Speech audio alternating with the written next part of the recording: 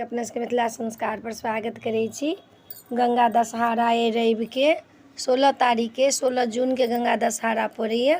16 जून के गंगा दशहरा रवि के पड़ै छै आ सोम के निर्जला एकादशी छै।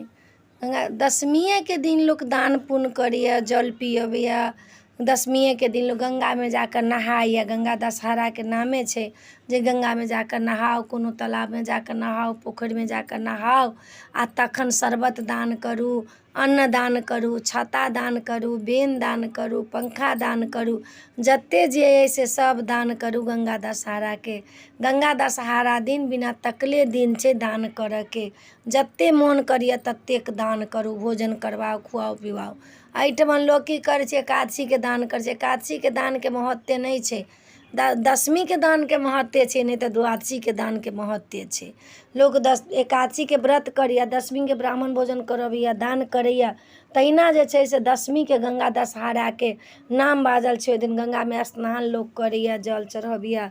गंगा जी सेहो धरती पर आयल छथिन, भागीरथ लेने छथिन गंगा के। वही दिन गंगे दशहरा के दिन नामे छै गंगा दशहरा।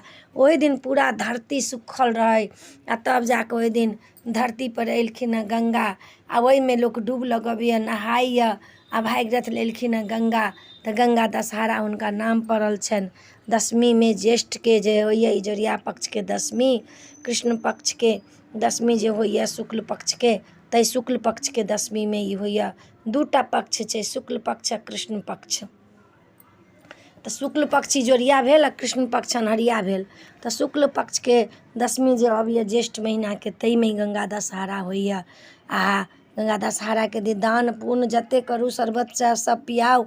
जते लोग के चप्पल दान करू, पादुका कहै छै, पादुका दान करू, छत्र दान करू, जते दान करऽ के से अइ गंगा दशहरा के। तो गंगा दशहरा के बारे में अपने सबके बता देलहुँ हँ। लाइक करब, सब्सक्राइब करब, कहऽ के नहीं बिसरब। जय मिथिला, जय माता जी।